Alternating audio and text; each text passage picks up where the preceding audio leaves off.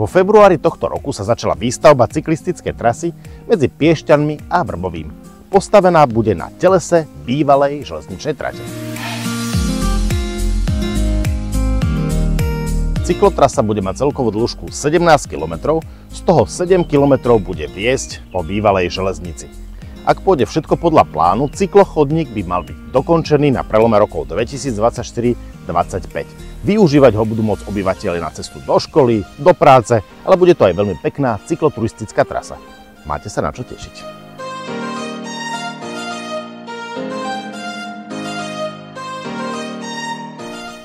Cyklotrasa Zelená cesta bude z veľkej časti vybudovaná na telese bývalej miestnej železničnej trate medzi Piešťanmi a Vrbovým. Výstavba trate začala ešte pred Prvou svetovou vojnou, a to v roku 1905. K otvoreniu trate došlo 27. októbra 1906. Pôvodne jej súčasťou bola aj dnes už neexistujúca odbočka Trebatice Rakovice. Prevádzková dĺžka oboch tratí dosiahla 11,8 km, pričom úsek Piešťany Vrbové meral 7,9 km a odbočka do Rakovíc 3,9 km. Výstavba cyklotrasy Zelená cesta je v plnom prúde.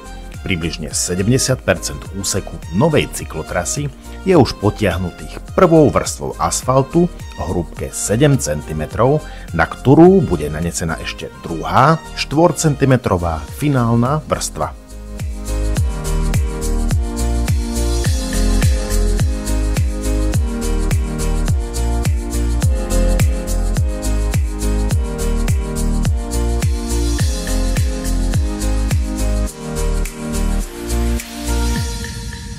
V júli začal zhotoviteľ s rekonštrukciou železničného priecestia v obci Krakovany na ceste 2/504.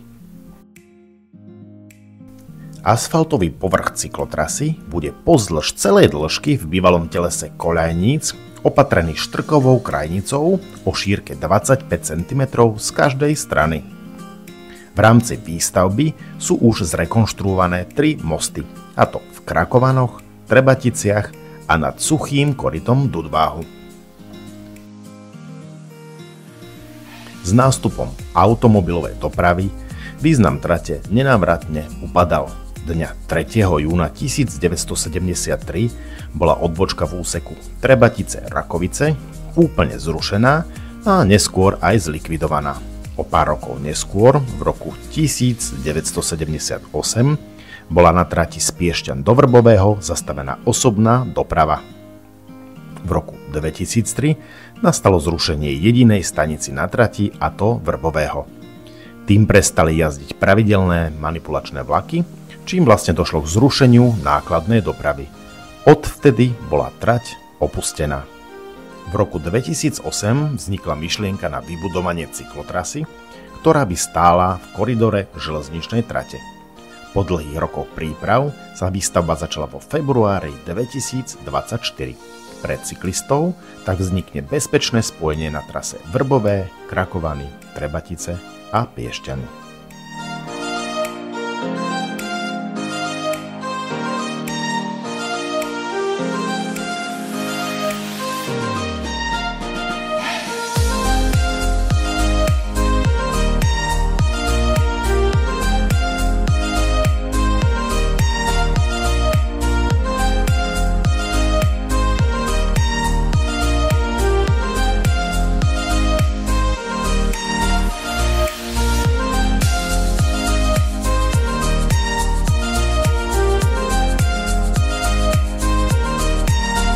Začnú práce na železničnom priecestí pri obci Kocurice na ceste 2/499. Okrem nového asfaltu pribudne aj osvetlenie a bezpečnostné zábrany. Kvôli zlému technickému stavu musí kompletnou rekonštrukciou od základov prejsť most pri Kocuriciach.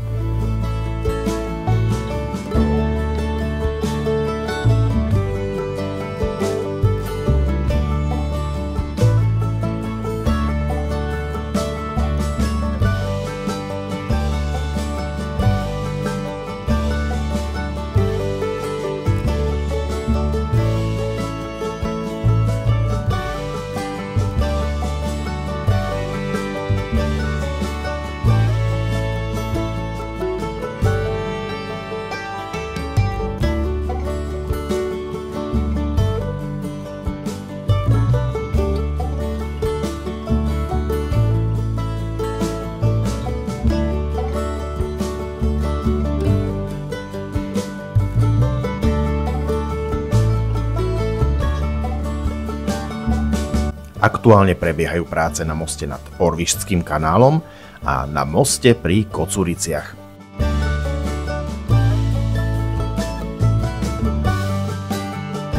Najväčšou výzvou bude sanácia mosta nad diaľnicou D1, pre ktorú sa ešte doľaďujú s príslušnými inštitúciami potrebné povolenia a administrácia.